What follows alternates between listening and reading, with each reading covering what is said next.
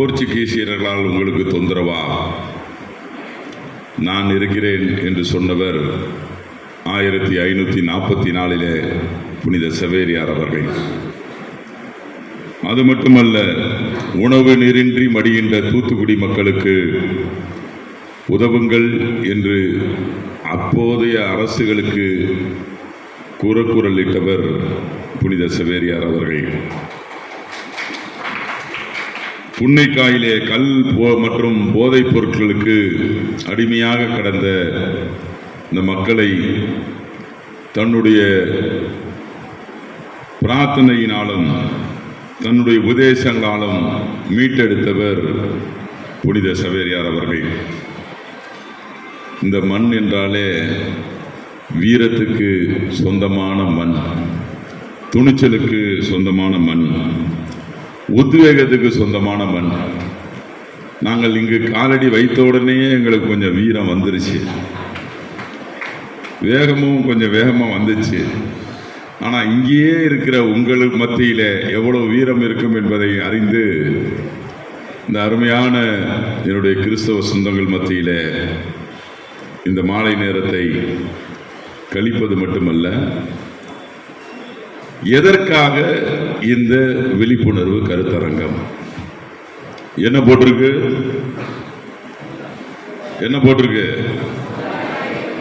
சமுதாய விழிப்புணர்வு கருத்தரங்கம். எதற்காக? என்ன விழிப்புணர்வு இப்ப தேவை? நீங்க சொல்ல வந்துட்டீங்க அப்படின்னு கேட்கலாம். என்னெல்லாம் இந்த நாட்டில் நம்மை போன்ற கிறிஸ்தவர்களுக்கு எதிரான சூழ்நிலை நடந்து கொண்டிருக்கிறது என்பதை நீங்கள் எல்லாம் அறிய வேண்டும். இந்த நாடு எங்கே போய் கொண்டிருக்கிறது என்பதை பற்றி நீங்கள் எல்லாம் அறிய வேண்டும். என்ன மாதிரியான சூழ்நிலையிலே நாம் வாழ்ந்து கொண்டிருக்கிறோம்? இந்த நாடு ஜனநாயக நாடு, மதசார்பற்ற நாடு,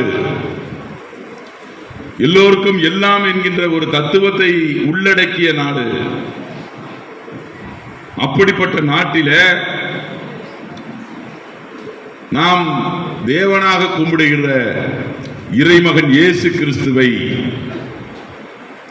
நாம் பிரார்த்தனை செய்வதற்கு நமக்கு எந்த தொந்தரவும் இல்லாமல் இருக்கிறோமா? என்ன மாதிரியான சூழ்நிலையிலே கிறிஸ்தவர்கள் வாழ்ந்து கொண்டிருக்கிறார்கள்? ஏதோ தமிழ்நாட்டில் மட்டுமல்ல, ஒட்டுமொத்த இந்தியாவிலும் கிறிஸ்தவர்கள் எப்படி வாழ்ந்து கொண்டிருக்கிறார்கள் என்பதை பற்றி நமக்கு தெரியுமா?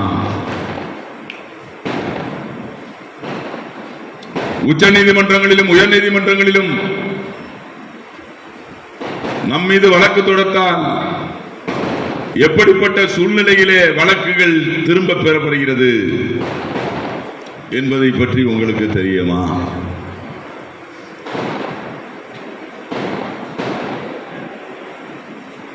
ஒவ்வொரு கிறிஸ்தவனும் இந்தியாவிலே ஒரு நாளைக்கு மினிமம் 10 to 15 கிறிஸ்தவர்கள் தாக்குதலுக்கு உள்ளாக்கப்படுகிறார்கள் என்ற சூழ்நிலையாவது உங்களுக்கு தெரியுமா? மணிப்பூரிலே எத்தனை தேவாலயங்கள் கொளுத்தப்பட்டது என்பது பற்றி உங்களுக்கு தெரியுமா? என்பதற்காக விடை காண்பதற்காகத்தான் இந்த சமுதாய விழிப்புணர்வு கருத்தரங்கம் என்கின்ற கருத்தரங்கத்தை உள்ளடக்கி இந்தியா முழுவதும், தமிழ்நாடு முழுவதும் எல்லா மாவட்டங்களிலும் எனதருமை கிறிஸ்தவ சொந்தங்களை சிறிதளவு இருந்தாலும் பரவாயில்லை, அவர்களை ஒன்று சேர்த்து இந்த நாட்டிலே என்ன நடந்து கொண்டிருக்கிறது என்பதை பற்றி தெரியப்படுத்துவதற்காகத்தான் இந்த கூட்டம். எங்களுக்கெல்லாம் வேலை வெட்டி இல்லாமல் நாங்கள் வரல. மேடையிலே உட்கார்ந்து இருக்கிற அத்தனை பேரும் தன்னுடைய தொழிலை விட்டு பல்வேறு மாவட்டங்களிலிருந்து இங்கு வந்திருக்கிறார்கள். என்ன காரணத்துக்காக வந்திருக்கிறோம்? விழிப்புணர்வு வேண்டும். நம்முடைய கிறிஸ்தவ மக்கள் மத்தியில விழிப்புணர்வு கண்டிப்பாக வேண்டும். இந்த நாட்டிலே நடந்து கொண்டிருக்கிற ஒவ்வொரு அவலங்களையும் பற்றி நாம் மக்களுக்கு தெரியப்படுத்தி ஆக வேண்டும் என்பதற்காகத்தான் இந்த கருத்தரங்கத்தை நாம் நடத்தி கொண்டிருக்கிறோம். இந்தியாவிலேயே கல்வி அறிவை ஊட்டியவர்கள் யார்? இந்தியா ஆனாவனா படிக்குது என்று சொன்னால் அதற்கு காரணம் இங்கே அங்கி போட்டிருக்கிற ஒவ்வொரு கிறிஸ்தவ மிஷினரிமார்கள் காரணம். நமக்கு முன்னாடி உட்கார்ந்துருக்காங்களே, தன்னையே அர்ப்பணித்துக் கொண்டு தனக்கென்று குடும்ப வாழ்க்கை இல்லாமல் ஒவ்வொரு கிராமத்திலும் ஒவ்வொரு கிராமப்புறங்களிலும் இருக்கக்கூடிய ஒவ்வொரு சர்ச்சுக்கு பக்கத்துல 1ஆம் கிளாஸ்ல இருந்து 8ஆம் கிளாஸ் வரைக்கும் உள்ள ஸ்கூல் இல்லாத ஒரு சர்ச்சு காமிங்க பார்க்கலாம். எனக்கு முன்னாடி பேசி அருட்சகோரி அவர்கள் மரியாள் என்கின்ற ஒரு பெண்ணை பற்றி கதை சொன்னார். அது என்னது? பெண் கல்வியை பற்றி சொன்னார். அந்த காலத்திலே அடுப்புகிற பெண்களுக்கு கல்வி எதற்கு என்று கேட்டபோது, பெண்களை படிக்க வைத்து அழகு பார்த்தவர்கள் இந்த கிறிஸ்தவ மிஷினரிமார்கள். இவர்கள் இல்லை என்றால் தமிழகமும் படித்திருக்காது, இந்தியாவும் படிச்சிருக்காது. அது மட்டுமல்ல, இந்த இன்னைக்கு இருக்கக்கூடிய காலகட்டத்தில் பிளேக்கு அம்மை நோய் என்றால் என்னன்னு கூட நமக்கு தெரியாது. ஆனால் அந்த காலத்திலே பிளேக்கு வந்த போதும் அம்மை நோய் வந்த போதும் கொத்து கொத்தாக மக்கள் மடிந்த போது அவர்களை தூக்கி காப்பாற்றியவர்கள் இந்த கிறிஸ்தவ மிஷினரிமார்கள் என்பதால் அது மிகையாகாது.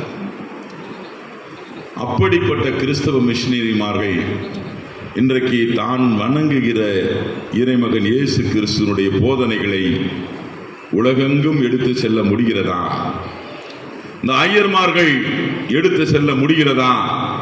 இந்த பாஸ்டர்மார்கள் ஒவ்வொரு இடத்திற்கும் போய் தான் வணங்குகிற இறைமகன் இயேசு கிறிஸ்துவினுடைய போதனைகளை சொல்ல முடிகிறதா என்பதை நாம் சிந்தித்து பார்க்கிறோம்.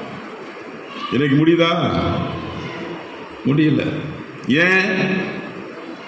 நம்முடைய இந்திய அரசியலமைப்பு சட்டம் நமக்கு கொடுத்திருக்கிற உரிமைகள் எங்க வேண்டுமானாலும் பேசலாம், எங்க வேண்டுமானாலும் பிரார்த்தனை செய்யலாம், எங்க வேண்டுமானாலும் நாம் போதிக்கலாம் என்கின்ற அந்த உரிமைகளை இன்றைக்கு முறிக்கப்பட்டு பல ஆண்டு காலமாகிவிட்டது. அன்பு தோழர்கள், இதற்காகத்தான், இதற்கு நாம் யார் என்பதை நாம் மத்தியிலே தெரியப்படுத்துவதற்காகத்தான் இந்த விழிப்புணர்வு கருத்தரங்கம். ஏதோ வந்தோம், கூடணும், பேசினோம், ஆளுக்கு மாற்றி மாற்றி சால்வை போட்டோம், கை தட்டணும், பேசினோம், போனோம் அப்படிங்கிறதுக்காக அல்ல. இதிலிருந்து ஒரு 10 பேர் நெருப்பு பற்ற விட்டு செல்கிறோம். இதிலிருந்து பற்றி ஒரு அரசியல் உணர்வு நமக்கு கிடையாதா? ஒரு நப்பாசை இல்லாத கூட்டமே இந்திய சமுதாயத்தை படிக்க வைத்தது மட்டுமல்ல, மருத்துவத்திலும் காப்பாற்றியவர்கள் என்கின்ற அந்த உணர்வின் அடிப்படையில் பஞ்ச பதாரிகளாக இருந்தவர்களை தூக்கி கொண்டு வந்து, ரோட்டிலே கிடந்தவர்களை தூக்கி கொண்டு வந்து அநாத இல்லங்களிலும், குற்றுயிரும் கொலையுமாக இருந்த தொழுநோயாளிகளை தூக்கி கொண்டு வந்து காப்பாற்றியவர்கள் என்கின்ற அந்த மமதையிலும் இந்தியா நமக்கு ஏதாவது செய்ததா என்று பார்த்தால், நாட்டை விட்டு வெளியே போ, நீ ஜெருசலேமுக்கு போக வேண்டியவன், ஐரோப்பாவுக்கு போக வேண்டியவன் என்று நம்மளை கிண்டல் செய்தவர்கள் தான் இன்றைக்கு அதிகம். அன்பு தோழர்களே, சனாதனத்திற்காக இன்றைக்கு பார்த்தீங்கன்னா RSS தலைமையகம் டெல்லியிலே மிகப்பெரிய கட்டடங்களை உருவாக்கி வருகிறது. மிகப்பெரிய கட்டணம். அது எந்த ஆக்ட் கீழையும் பதிவு பண்ணல, ட்ரஸ்ட் கீழையும் பதிவு பண்ணல, சொசைட்டி கீழையும் பதிவு பண்ணல, அரசியல் கட்சி கீழையும் பதிவு பண்ணல, எந்த அமைப்பின் பேர்லையும் பதிவு பண்ணல. ஆனால் RSS என்கின்ற அமைப்பு மிகப்பெரிய ஒரு அமைப்பு, நாக்பூரிலே தலைமையிடமாக கொண்ட அமைப்பு இன்றைக்கு டெல்லியிலே மிகப்பெரிய கட்டடத்தை கட்டி பல வெளிநாடுகளிலிருந்து பணத்தை வாங்கி இன்றைக்கு ஒரு மிகப்பெரிய அமைப்பை, இந்திய நாட்டை யார் ஆட்சி செய்ய வேண்டும் என்பதை தீர்மானிக்கின்ற ஒரு அமைப்பாக இருக்கிறது. நாம் எல்லாம் மதிக்கின்ற நாம் கடைசியில நமக்கு பிரச்சனை என்று சொன்னால் எங்க போறோம்? உச்ச நீதிமன்றத்துக்கு போறோம். உச்ச நீதிமன்றத்தில் ஒரு 2 வாரங்களுக்கு முன்பு என்ன நடந்தது? என்ன நடந்துச்சு? உச்ச நீதிமன்றத்தினுடைய தலைமை நீதிபதி பூஷன் ராமகிருஷ்ணன் கவாய், BR கவாய் என்கின்ற அந்த உச்ச நீதிமன்றத்துக்கே தலைமை நீதிபதி கவாய், அவரு கோர்ட்டில் உட்கார்ந்து இருக்கப்ப எதிர்த்து நின்ன ஒரு வழக்கறிஞர் செருப்பை தூக்கி அடிக்கிறான். எப்படி? செருப்பை தூக்கி யார் மேல அடிக்கிறான்? அந்த ஜட்ஜு மேல அடிக்கிறான். அவன் மேல ஒரு ஆக்ஷன் இல்லை. அவன் மேல ஒரே ஒரு ஆக்ஷன் இல்லை. உச்ச நீதிமன்றத்தினுடைய தலைமை நீதிபதியை ஒருத்தன் செருப்படுத்தி அடிக்கிறான்னா பேப்பர்லையும் மறைச்சிட்டாங்க, எல்லாத்துலேயும் மறைச்சிட்டாங்க. 1-2 பேப்பரில் தான் வந்துச்சு. என்ன தைரியத்தில் அடிக்கிறான்? எந்த தைரியத்தில் இருக்கு? இது ஒரு வெட்கக்காடான செயல் இல்லையா? ஒரு கடைசி தூண் ஜனநாயகத்தில் இருக்கக்கூடியது உச்ச நீதிமன்றம். அந்த நீதிமன்றத்தில் நடந்த இது இல்லையா? இன்னொன்று, இது ஒரு சைடு நடக்குது. இன்னொன்று வாங்க, மகாராஷ்டிராவில் பிஜேபியுடைய கூட்டணி ஆட்சி நடக்குது. அங்கே இருக்கக்கூடிய ஒரு மாநிலத்தில் மாவட்டத்தில் பூனாவில் சனீர்வார் வாடா என்கிற ஒரு கோட்டை அப்படிங்கிற ஒரு கோட்டை. அந்த கோட்டைக்கு பக்கத்தில் தர்கா இருக்கு. வழக்கமாக ரொம்ப நாளாக அங்கே தான் எல்லாரும் கோயிலுக்கும் போகிறாங்க, தர்காவுக்கும் போவாங்க. அங்கே போய் 2 பேர் பண்ணுவாங்க. 2 முஸ்லிம் பெண்கள் 2 பேர் போய் அந்த தர்கா போகிற வழியில் மணியாச்சு, நம்ம அவங்கள 5 தடவை தொழுவாங்கல்ல, டைம் ஆயிடுச்சுன்னு சொல்லி அந்த தர்காவுக்கு வாசல்லையே, பக்கத்தில் கொஞ்சம் தள்ளி தர்காவுக்கு வாசல்லையே டைம் ஆயிடுச்சுன்னு சொல்லி தொழுகை நடத்தியிருக்காங்க. உடனே யாரு பண்ணா தெரியுமா? ரோட்டில் போகிறவங்கிறவன் இல்லை, தொழுகை நடத்துற இடத்துல நீ அந்த இடத்துல தொழுகை நடந்துருச்சு, அது தீட்டுப்பட்டுருச்சு, அது கேவலம், அசிங்கம் அப்படின்னு சொல்லி மாட்டு சாணத்தை எடுத்து ஊற்றி அதை கழுவி விட்டுருக்காங்க. எதை கழுவி விட்டுருக்காங்க? யார் கழுவுனா தெரியுமா? ரோட்டில் போகிற ஏதோ கருமாந்தான் கழுவுல. யார் கழுவி இருக்கானா? பிஜேபியினுடைய மாநிலங்களவனுடைய MP. யாரு? MP. அவர் பேர் மேதா குல்கர்னிங்கிற ஒருத்தர் போய் அவர் தலைமையில் மாட்டு சாணத்தை ஊற்றி அந்த இடத்த கழுவிருக்காங்க. எதனால? அங்க 2 பேர் உட்காந்து கடவுளை கும்பிட்டுட்டாங்களாம். கிறிஸ்தவர்கள் என்று சொன்னாலும் நாம் அதிக அளவில் இருக்கிறோம். சில பேர் கிறிஸ்தவர்களாக 2 to 14% கிறிஸ்தவர்கள் இந்த தமிழகத்திலே வாழ்ந்து கொண்டிருக்கிறோம். ஆனால் நமக்கான பிரதித்துவம் இருக்கிறதா என்றால் இல்லை. ஏன் இல்லை அப்படின்னு பார்த்தீங்கன்னா, கிறிஸ்தவ மிஷினரிமார்கள் தான் இந்தியாவில் நம்மளெல்லாம் படிக்க வச்சது. இன்னைக்கு நம்ம பேண்ட் சட்டை போட்டிருக்கோம், போட்டிருக்கோம் அப்படின்னா அதுக்கு காரணம் கிறிஸ்தவ மிஷினரிமார்கள் தான். ஆனால் அரசியலில் பின்தங்கி இருக்கிறதுக்கு காரணமும் அவங்க தான். ஏன்? அரசியல் விழிப்புணர்வை அவர்கள் ஏற்படுத்தவில்லை. அதனால்தான் சட்டமன்றத்தில் பேசினதெல்லாம் சொன்னாங்க. ஒரே ஒருத்தன் கிறிஸ்தவன் என்கின்ற ஒரு தேர்ந்தெடுத்து நாம் காரணத்திற்காக இன்றைக்கு சட்டசபையிலே பேச முடிகிறது என்று சொன்னால், அதே போல பல கிறிஸ்தவ தலைவர்கள் உருவாக வேண்டும். எங்க இயக்கத்து வாங்க அப்படின்னா நான் கூப்பிடல. அரசியல் விழிப்புணர்வு கொஞ்சம் பெறுங்க. வேற ஒன்று காரணமும் கிடையாது. ஏதோ கும்பல் சேர்க்கறதுக்கு என்னை ஒரு தலைவனாக காமிச்சு சால்வ போடுறது அந்த கதை கிடையாது. நான் வந்திருக்கிறதுக்கு காரணம் என்னுடைய கிறிஸ்தவ மக்கள், என்னுடைய கிறிஸ்தவ சொந்தங்கள் அரசியல் விழிப்புணர்வு பெற வேண்டும். அந்த ஒரு காரணம் தான். ஞாயிற்றுக்கிழமை கூட வீட்டில் ரெஸ்ட் எடுக்காமல் இங்கே வரோம் அப்படின்னா இதுக்கு தான். 10 இடத்துல பேசினா யாராச்சும் ஒரு ஆளாச்சும் கேட்டு வருவாங்களேங்கிறதுக்கு தான். இன்னைக்கு பார்த்தீங்கன்னா நம்மளுடைய பிரச்சனைகளை, கோரிக்கைகளை கேட்பதற்காக தமிழ்நாடு சிறுபான்மை ஆணையம்னு ஒன்று உருவாக்கியிருக்கோம். அதில் தலைவராக மாண்புமிகு தமிழக முதல்வர் அண்ணன் தளபதி அவர்களால் போடப்பட்டவர் ஃபாதர் நம்ம இவர் இருந்தார், பீட்டர் அண்ணன் இருந்தார். அடுத்தது ஃபாதர் ஜோர்னு போட்டிருக்காங்க. அவர் மாவட்டம் முழுவதும் போய், மாநிலம் ஒவ்வொரு மாவட்டத்திலையும் போய் கோரிக்கை மனுக்களை வாங்கி அவரால் முடிஞ்சதை மக்களுக்கான கோரிக்கை பண்ணாங்க. இதே மாதிரி இந்தியாவிலே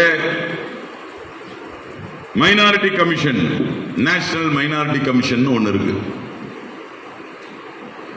அது எதுக்குன்னா இதே தான். ஒவ்வொரு மாநிலத்திலையும் எங்கேயாச்சும் பிரச்சனை ஆயிடுச்சுன்னா போய் அங்கே இருக்க பிரச்சனையெல்லாம் கேட்டு என்னென்ன கோரிக்கை இருக்கு அப்படின்னு கேட்டு அங்கே இருக்க அவங்களுக்கெல்லாம் பவர் இருக்கு. யாரை வேணா கூப்பிடலாம், யாரை வேணா சம்மன் போட்டு வாங்கன்னு சொல்லலாம். அந்த அளவுக்கு பவர் நேஷனல் மைனாரிட்டி கமிஷனுக்கு இருக்கு. ஆனால் உங்களுக்கு ஒரு விஷயத்த சொல்கிறேன், கிறிஸ்தவ மிஷினரி கிறிஸ்தவர்களும் மைனாரிட்டி தான் தமிழ் இந்தியாவில். ஆனால் கடந்த 5 வருட காலமாக கிறிஸ்தவர்களுக்கென்று நேஷனல் மைனாரிட்டி கமிஷன்ல ஒருத்தர் கூட இல்லை. ஒருத்தர் கூட மைனாரிட்டி கமிஷன்ல மெம்பரா போடல. அது மட்டுமல்ல, இன்னொன்னு சொல்றேன், ஸ்காலர்ஷிப், நம்முடைய பிள்ளைகளுக்கு ஸ்காலர்ஷிப், ப்ரீ மெட்ரிகுலேஷன் ஸ்காலர்ஷிப்னு ஒன்று இந்த சிஸ்டங்கள்லாம் இருக்குங்க. அதை என்ன பண்ணிட்டாங்கன்னா மொத்தமாக நிறுத்திட்டான். கொஞ்சம் கொஞ்சமாக நிறுத்துவாங்கன்னு பேரு, ஆனா சுத்தமாக நிறுத்திட்டான். 5 பைசா கிடையல. ஏன்? கிறிஸ்தவ பிள்ளைகள் படிக்கக்கூடாது என்பது. கிறிஸ்தவ பிள்ளைகள் படித்து விடக்கூடாது என்பது. வெளிநாட்டுக்கு போய் சிறுபான்மை மக்கள் படிப்பதாக இருந்தால் அதற்கும் உதவித்தொகை, கல்வி உதவித்தொகை கிடைத்து வந்தது. மௌலானா அபுல் கலாம் ஆசாத் என்கின்ற அந்த உதவித்தொகையும் நிறுத்திட்டாங்க.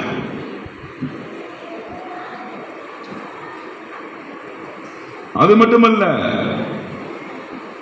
இப்ப என்ன பண்றாங்க தெரியுமா? நீங்கள்லாம் ஓட்டு போடுறதுனால தான் உங்களுக்கு எல்லாம் மரியாதை. உங்க ஓட்டே இல்லாம ஆகிட்டா,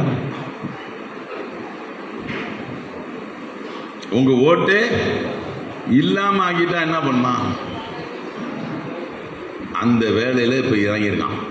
கொஞ்சம் எல்லாரும் உட்காந்து அவங்க ஓட்டு வருதா இல்லையான்னு பார்த்துக்கணும்.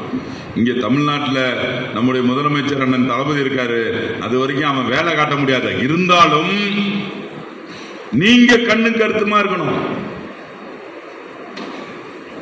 என்னடான்னு பாத்தீங்கன்னா, பீகார்ல 60 லட்சம் பேருடைய ஓட்டை எடுத்துட்டான்.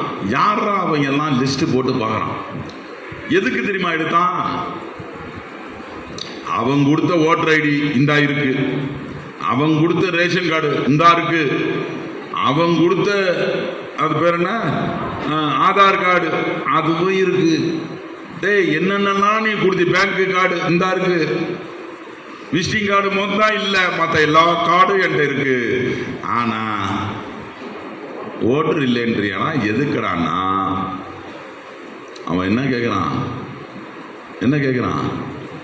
உங்க தாத்தா சர்டிஃபிகேட் நீங்க தான் இருந்த, உங்க அப்பா இங்க தான் பிறந்தாரு வளர்ந்தாருங்கிற சர்டிஃபிகேட்டை கொண்டு வாங்க. இது ஏதோ இஸ்லாமியர்களுக்கு தான் கேட்டுக்கிட்டு இருந்தான்னு பார்த்தா நமக்கு கேட்க ஆரம்பிச்சிட்டான். எங்கடானா பீகார்ல ஆரம்பிச்சிட்டான். இஸ்லாமியர்களுக்கு கேட்டப்பயே அதுக்கு பேரு சிஏஏ, என்பிஆர், என்சிஆர் என்ற கருப்பு சட்டங்களை எதிர்த்து இந்த நாடு முழுவதும் போராட்டம் நடந்துச்சு. நான்லாம் 64 போராட்டங்கள்ல கலந்துக்கிட்டு 64 கேஸ் வாங்கினவன், வழக்கு இருக்கு. ஆனா நம்மள்கிட்ட கேட்க ஆரம்பிச்சிருக்கான். எங்க இதை ஆரம்பிச்சு வச்சிருக்கான்னா பீகார்ல ஆரம்பிச்சிருக்கான். அதுக்கு பேர் SIR என்கின்ற ஒரு தலைப்பின் கீழே ஒவ்வொருத்தருடைய, அதை பத்தி இன்னும் டீட்டெயிலாக நான் பேசணும்னா பேசிட்டே இருப்பேன். ஏன்னா அப்படி சிறுபான்மை மக்கள் எங்கெல்லாம் கூடுகிறார்களோ, பழங்குடியினர் எங்கெங்கெல்லாம் இருக்காங்களோ, SC ST மக்கள் எங்கெங்கெல்லாம் இருக்காங்களோ அவங்களுடைய ஓட்டா பார்த்து எடுத்துறான். தோழர்களே, இதெல்லாம் உங்களுக்கு தெரிய வேண்டும் என்பதற்காகத்தான். சரி, எல்லாம் சொன்னீங்க, நம்மளை என்னங்க பண்ணா அப்படின்னு கேட்குறீங்க. மணிப்பூர் தெரியுமா? மணிப்பூர் லாட்ரி டிக்கெட் வேணா பார்த்துருக்கோம். மணிப்பூர் லாட்ரி, லாட்ரி, அந்த லாட்ரி, இந்த லாட்ரி அப்படின்னு சொல்லி கேள்விப்பட்டிருக்கீங்க. மணிப்பூர்ல குக்கி அண்ட் மெய்தி 2 இனங்கள். குக்கியிலையும் கிறிஸ்தவர் இருக்காங்க, மெய்திலையும் கிறிஸ்தவங்க இருக்காங்க. 2 பேரும் மலையில வாழ்றவங்க, மலை பிரதேசத்தில் வாழ்றவங்க. குக்கி என்கின்ற இனத்திலையும் கிறிஸ்தவர்கள் இருக்கிறார்கள், மெய்தி என்ற இனத்திலும் கிறிஸ்தவர்கள் இருக்கிறார்கள். குக்கி முழுவதும் கிறிஸ்தவர்கள், மெய்தி அங்கும் கொஞ்சம் பேர் கிறிஸ்தவர்கள். என்ன நடக்குது? 2 பேருக்குள்ள சண்டை, இன சண்டை. 2 பேருக்குள்ள இனத்து சண்டை. அதுக்கு எத்தனை தேவாலயங்களை எரிச்சாங்க தெரியுமா? எத்தனை தேவாலயங்களை எரிச்சிருக்காங்க தெரியுமா? எத்தனை சர்ச்சை எரிச்சிருக்காங்கன்னு உங்களுக்கு தெரியுமா? கிட்டத்தட்ட 462 தேவாலயங்களை கொழுந்து விட்டு எரிய வச்சிருக்காங்க. எப்படி எரிய வச்சிருக்காங்க? கேஸ், வீட்டில் இருக்க கேஸ் எல்லாம் அங்கே தேவாலயத்துக்குள்ள உள்ள விட்டு திறக்க விட்டு பற்ற வச்சு இடிச்சு கீழே தள்ளி, அது மட்டும் புல்டோசரையே வச்சு தள்ளி அந்த தேவாலயம் இருந்ததற்கான ஒரு அறிகுறி இல்லாமல் செய்திருக்கிற எத்தனையோ தேவாலயங்களை எங்களால் அடையாளம் காட்ட முடியும். வாய்க்கு வந்ததை சொல்லலை. ஒரு சட்டமன்ற உறுப்பினர் சும்மா ஏதோ வாயில வந்ததை சொல்லலை. எத்தனை பேருக்கு தெரியும்? அவனுக்கு தெரியுமா? அந்த தேவாலயம் வெடிக்கிறப்ப இது RC சர்ச்சு, இது CSI சர்ச்சு, இது பெந்தகோஸ்தே சர்ச்சு, இது TLC, அங்கு அதிகமாக இருந்தவர்கள் பாப்டிஸ்ட் மக்கள், பாப்டிஸ்ட் திருச்சபை அப்படின்னு அவனுக்கு தெரியுமா? தெரியாது. அவனுக்கு தெரிஞ்சது என்ன? சிலுவை. நம்ம கிறிஸ்தவ மக்களே நம்ம தேவாலயங்களை உடைப்போமா? உடைக்க மாட்டோம். அது ஆர்சியா இருந்தாலும், சிஎஸ்சியா இருந்தாலும், பெந்தகோஸ்தேயா இருந்தாலும் நம்ம 2 பேரும் உடைச்சிக்க மாட்டோம். ஏன்? நம்ம வணங்குகிற தெய்வம் அங்கதான் இருக்காரு. அதுக்காக வேண்டிதான் நாங்க கிறிஸ்தவ நலன இயக்கமே ஆரம்பிச்சோம். எதுக்காக? ஒரே கிறிஸ்து, ஒரே கிறிஸ்தவம்.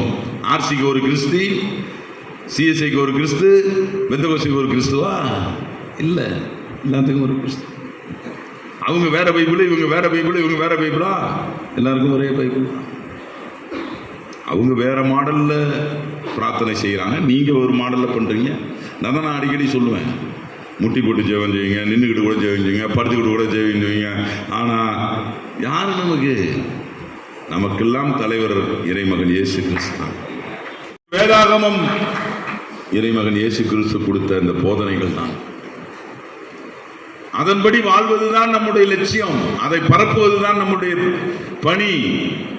அதற்காகத்தான் நாம் இன்றைக்கும் அதை பண்ணிட்டு இருக்கோம். ஆனால் அதற்கு தடை என்கின்ற பொழுது மணிப்பூரிலே 462 தேவாலயங்கள் பத்தி எரிகிறது. அருட்சகோதரிகள் விரட்டியடிக்கப்படுகிறார்கள். அங்கிருந்த கிறிஸ்துவ பெண்கள் நிர்மாணப்படுத்தப்பட்டு ரோட்டிலே அலைய வைக்கப்பட்ட வீடியோலாம் நீங்க பாத்தீங்க. எத்தனை பேருக்கு ரத்தம் கொதித்தது? எத்தனை பேர் ரோட்டில் வந்து நம்ம போராடினோம்? இன்றைக்கும் உத்தரப்பிரதேசத்தில் பொய்யான குற்றச்சாட்டு செய்து போதகர்கள், ஃபாதர்ஸ் சிறைக்கு சென்று இன்னைக்கும் அந்த கண்ணீரோடு போதகர்கள் சிறையில் உள்ளார்கள். ஒடிசாவில் பல தலைமுறைகளாக வாழ்ந்து வந்த கிறிஸ்தவ குடும்பங்கள் அவர்கள் மதவாதிகளுக்கு பயந்து கொண்டு கிராமத்தையே விட்டு போயிட்டாங்க, வேற இடத்துக்கு அகதிகளாக இன்றைக்கு வாழ்ந்து கொண்டிருக்கிறார்.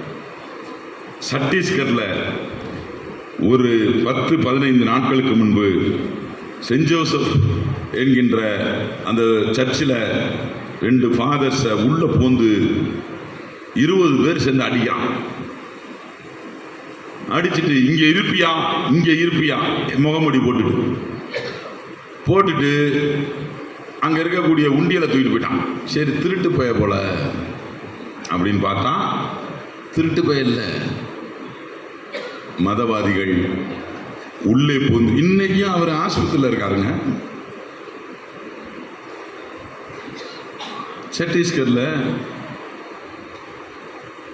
சத்தீஸ்கர்ல நகர்மன்ற தீர்மானம் என்ன போட்டிருக்கான் தெரியுமா?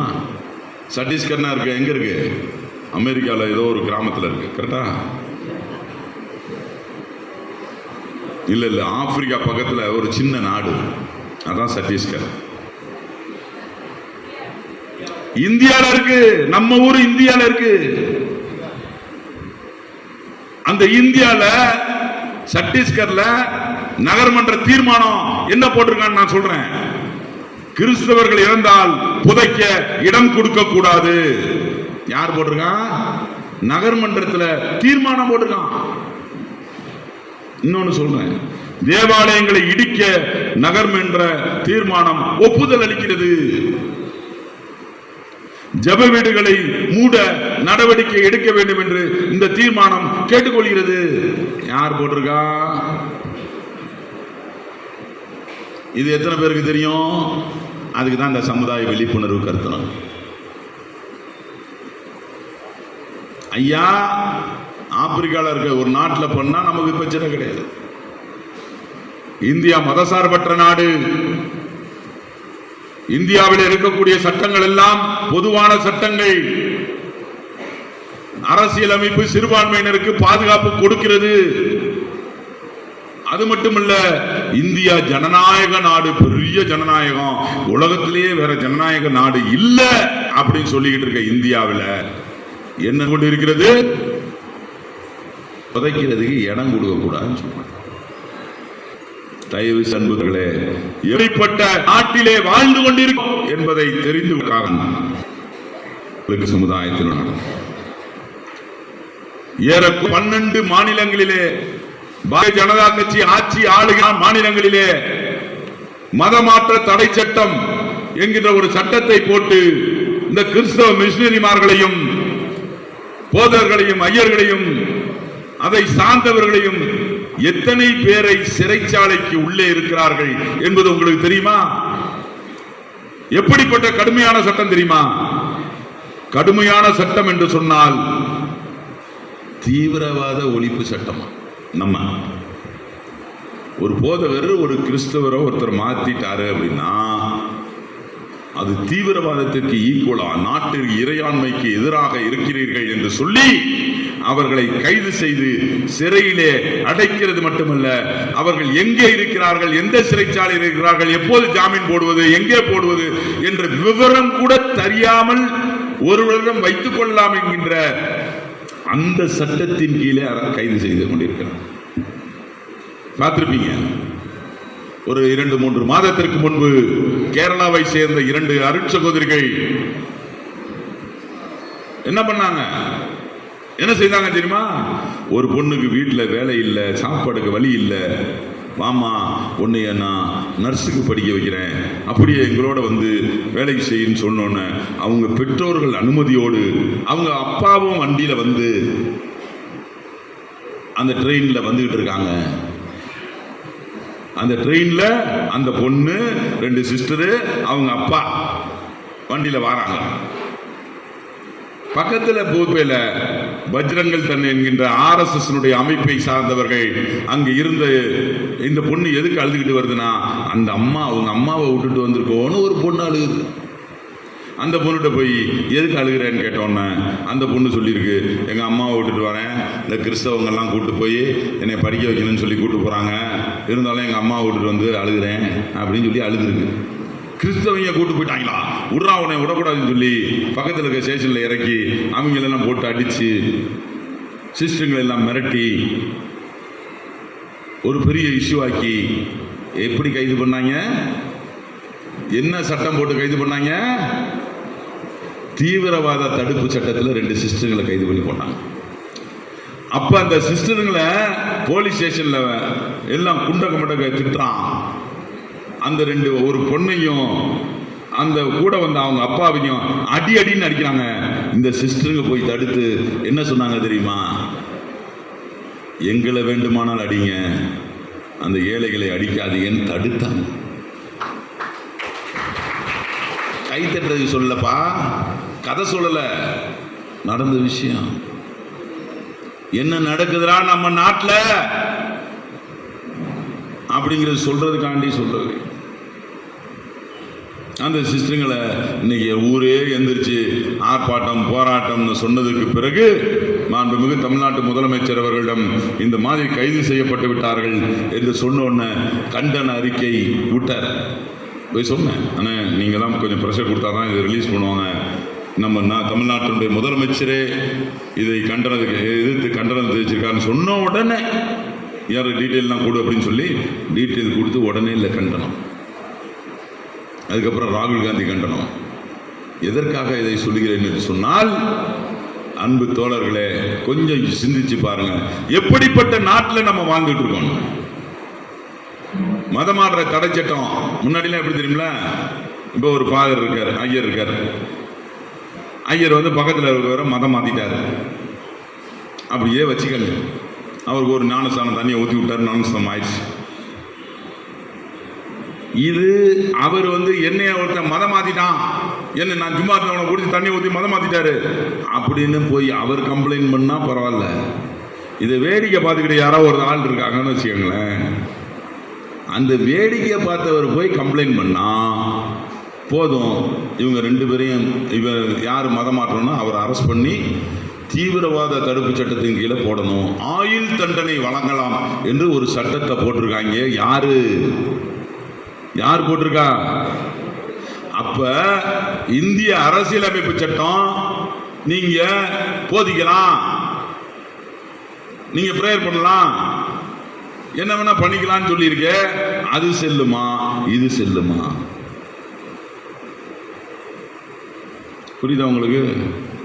அன்பு தோழர்களே, நாம் அரசியலிலே தெளிவு பெற வேண்டும்.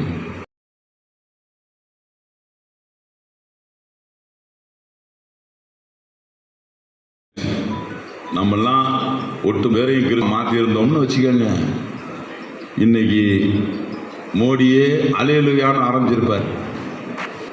அவர் படிக்க போலேன்னு வச்சு, அவர் படிக்கல, அவர் படிச்சாக்கலையான்னு பாதி பேருக்கு தெரில, அவரே தெரில, நமக்கு என்னது தெரிய. ஆனால் ஜேபி நட்டா, பியூஷ் கோயல், நம்ம நிர்மலா சீதாராமன், ஜெய்சங்கர், எச் ராஜா நம்ம ஸ்கூலில் படித்தவங்க. அதுக்கு தான் யார் அந்த சிஸ்டர் அட்மிஷன் கொடுத்ததுன்னு பார்க்கணும்.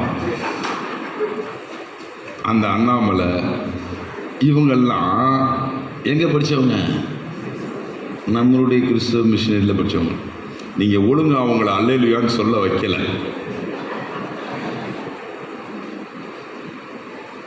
ஏன்னா அவங்கள அல்லேலூயான்னு சொல்ல வச்சோமா? இல்லையே. அப்புறம் எதுக்கு எங்களை ஜெய் ஸ்ரீராம்னு சொல்ல வை? எதுக்கு ஜெய் ஸ்ரீராம் சொல்ல வைக்கிற?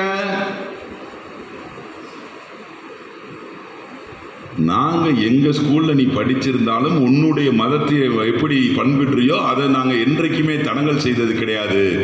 ஆனால் எங்களுடைய சமுதாய மக்களை துன்புறுத்தி, எங்களுடைய போதகர்களை துன்புறுத்தி ஜெய் ஸ்ரீராம் சொல்லுவதும் மேல பட்டையை அடிக்கி விடுறதும் எந்த வகையில் நியாயம்?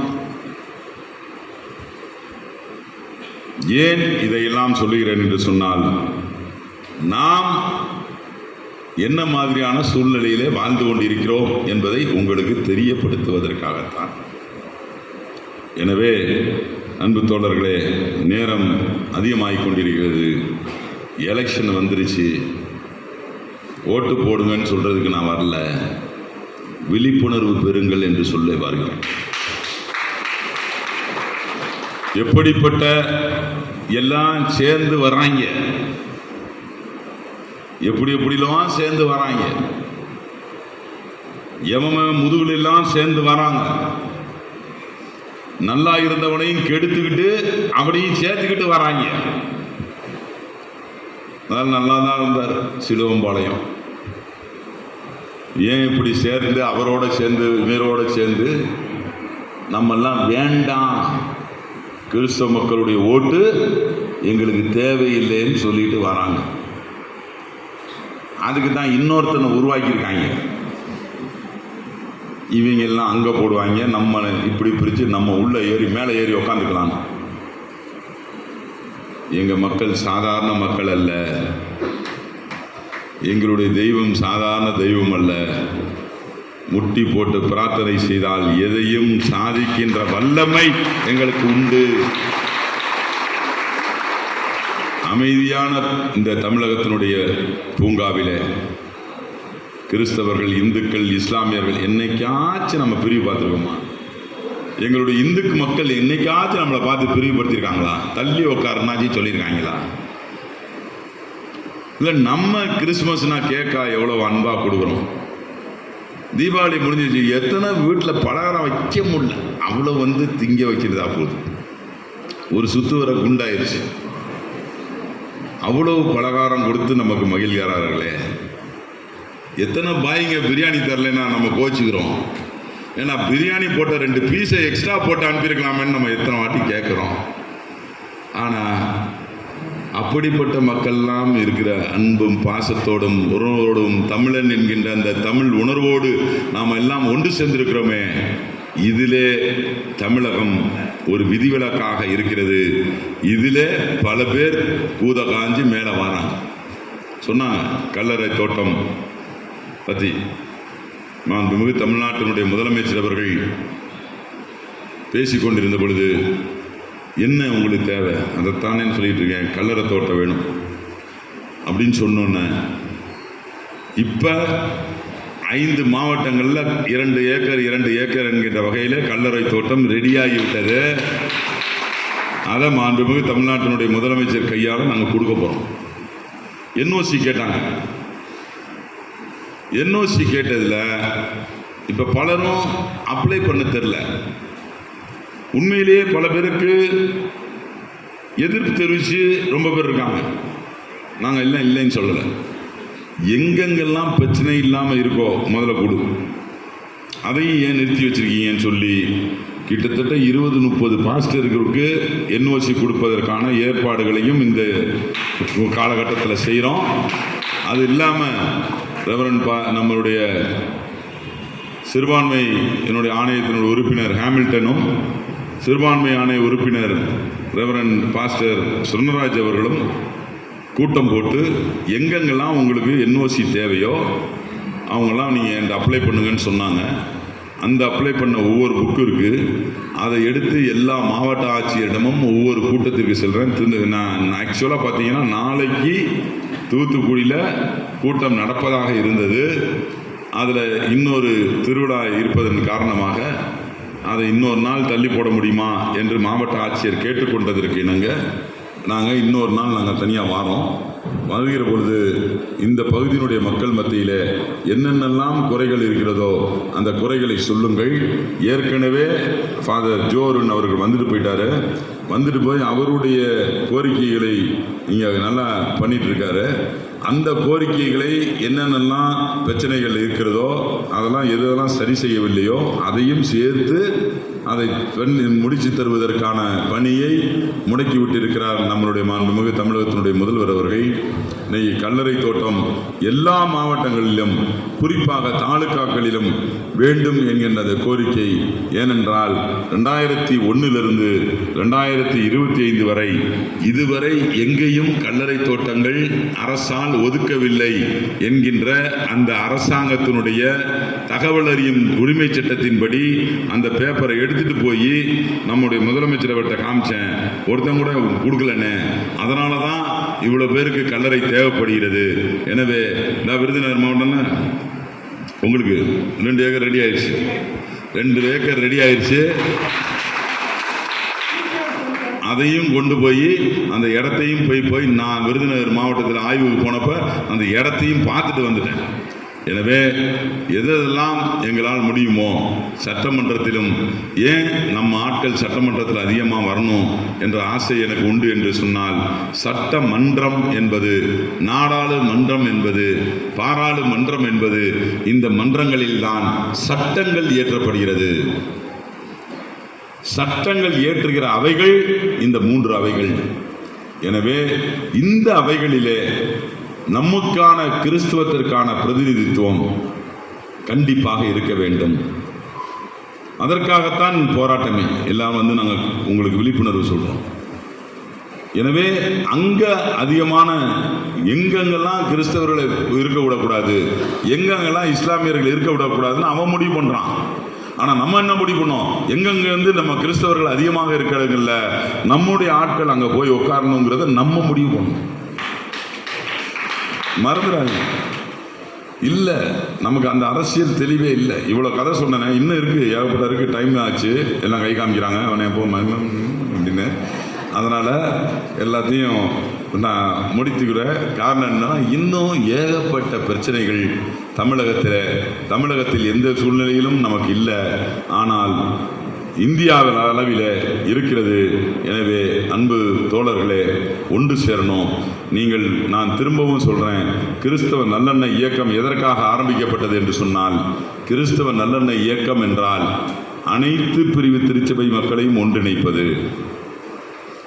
நமக்கு இறைமகன் இயேசு கிறிஸ்து தலைவர், நம்முடைய வேதாகமம், பைபிள், இந்த கருத்தின் அடிப்படையில் நீங்கள் ஆர்சி திருச்சபையாக இருந்தாலும் சரி, பெந்தகோஸ்தே திருச்சபையாக இருந்தாலும் சரி, CSI, Lutheran, Arcot Lutheran, TLC, ULC, IELC, AG, NLAG, இப்படியே நான் படிச்சுட்டு இருந்தாலும் ஏதோ பாட்டு பாடுற மாதிரி இருக்கும், தூங்கிடுவீங்க.